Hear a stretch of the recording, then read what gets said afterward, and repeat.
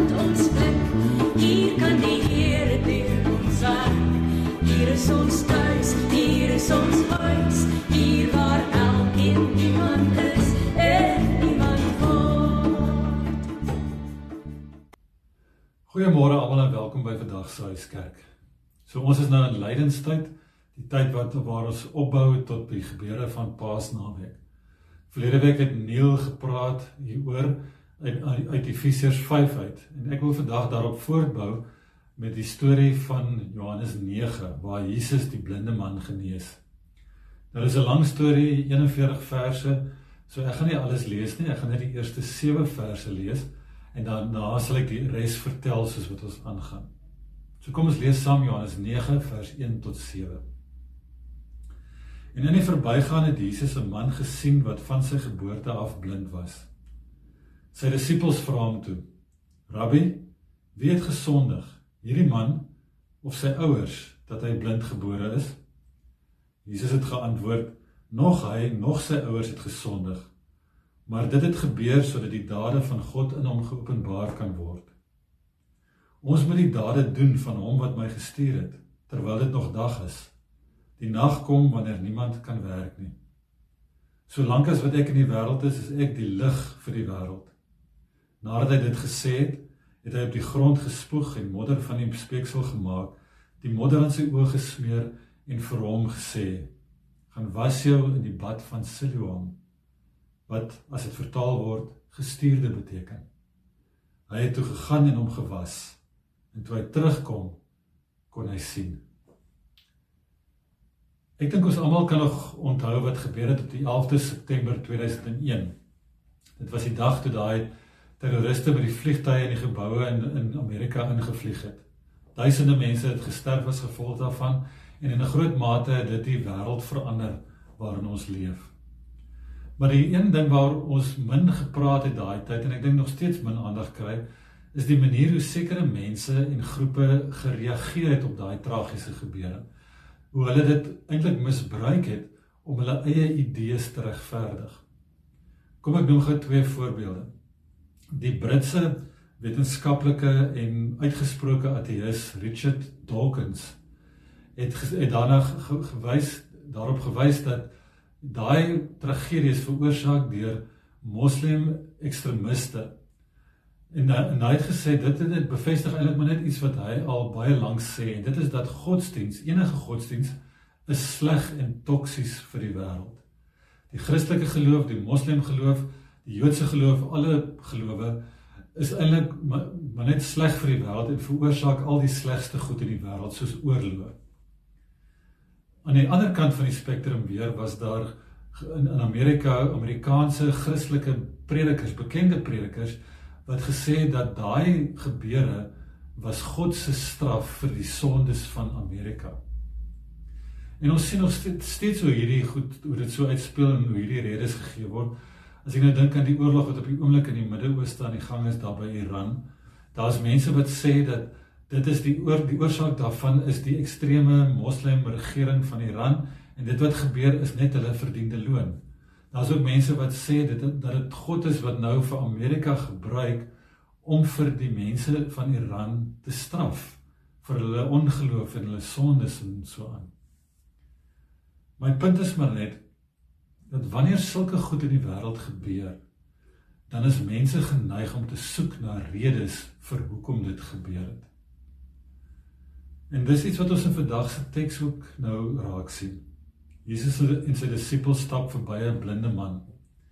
En hulle sien hom en dadelik vra sy disippels: Rabbi, so wie het gesondig? Hierdie man of sy ouers? Wie het gesondig sodat hy blind is? Nou dis 'n baie eerlike vraag. Hulle sien die blinde man en hulle soek 'n rede vir hoekom hy blind is.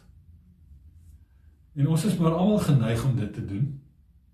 Ons soek almal redes vir die goed wat in ons lewens gebeur, vir al die moeilike en die slegte goed. Ons vra net 'n ander tipe vrae.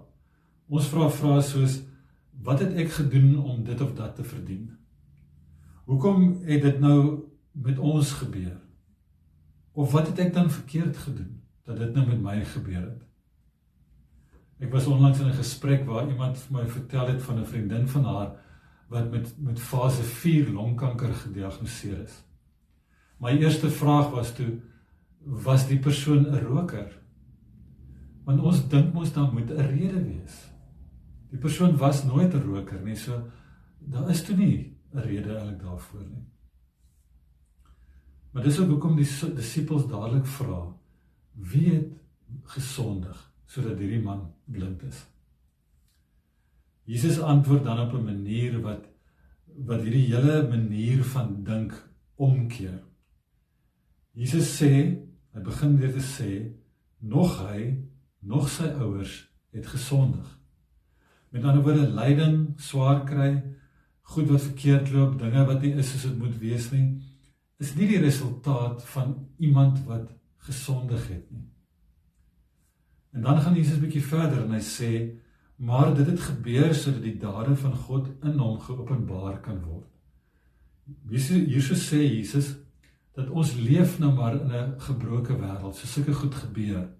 Dinge werk nie altyd soos ons dit wil hê nie. En daar is dinge wat ons nie kan verstaan nie kan verklaar nie. Maar God is nog steeds aan die werk.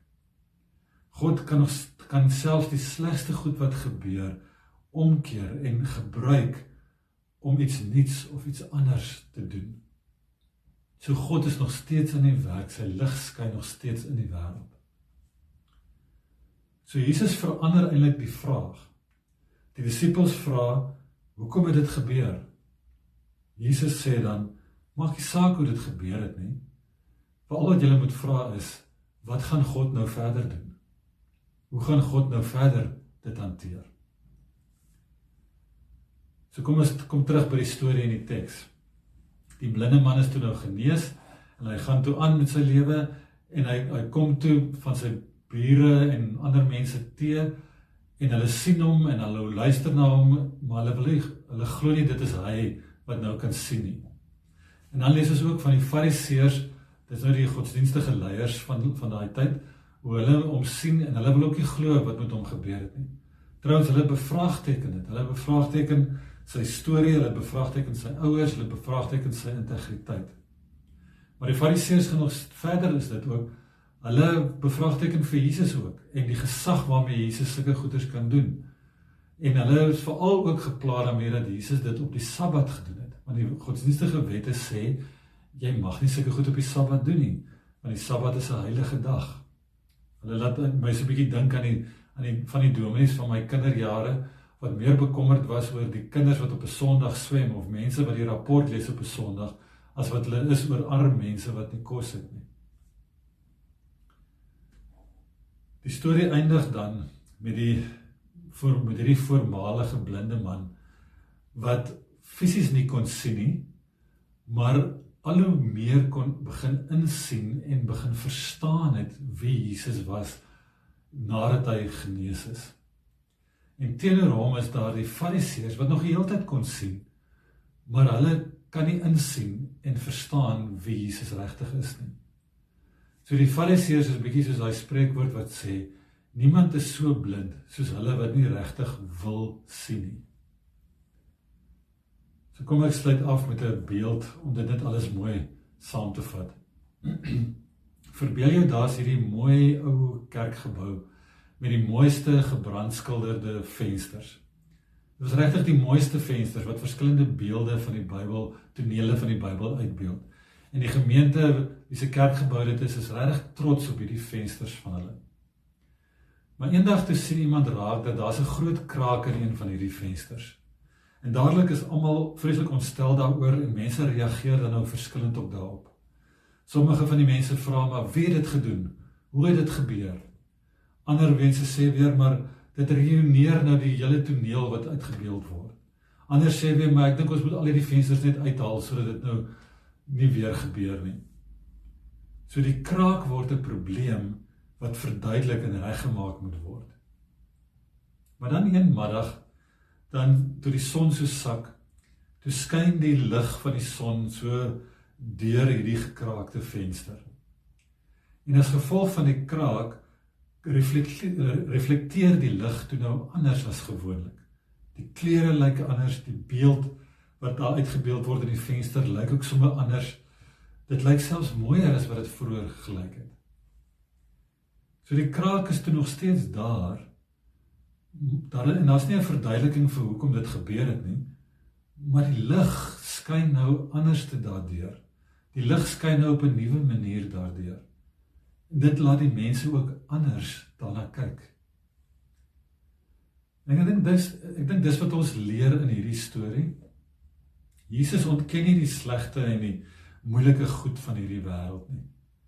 Maar hy herinner die mense dat God se lig op nuwe maniere daarin en daardeur kan skyn.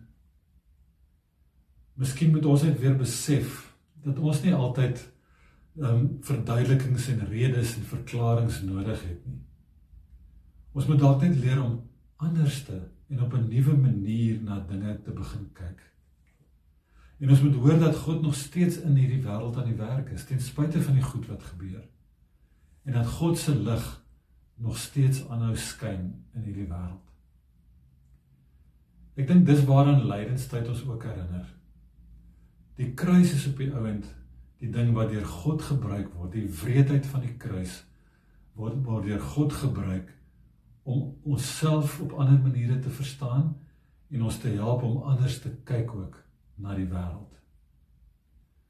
Kom ons luister na 'n lied wat baie mooi verwoord dat ons op 'n anderste manier moet kyk met die hulp van die Here.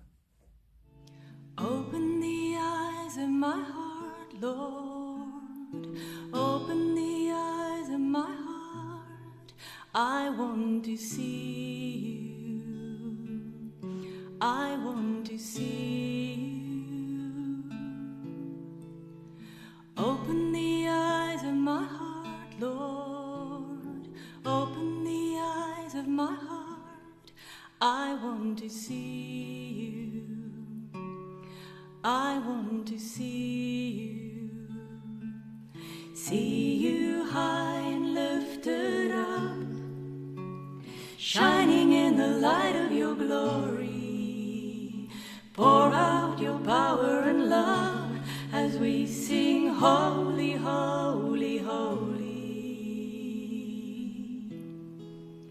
Open the eyes of my heart, Lord. Open the eyes of my heart. I want to see you. I want to see you. Open the eyes of my heart, Lord. Open the eyes of my heart. I want to see you. I want to see you. See you high and lifted up, shining in the light of your glory. Pour out your power and love as we sing, holy, holy, holy. See you high and lifted up, shining in the light of your glory. Pour out your power and love as we sing, holy, holy, holy. As we sing, holy, holy, holy. As we sing, holy, holy, holy. Open the eyes of my heart, Lord. Open the eyes of my heart. I want to see you. I want to see you. Open the eyes of my heart, Lord. Open the eyes of my heart. I want to see you. I want to see you.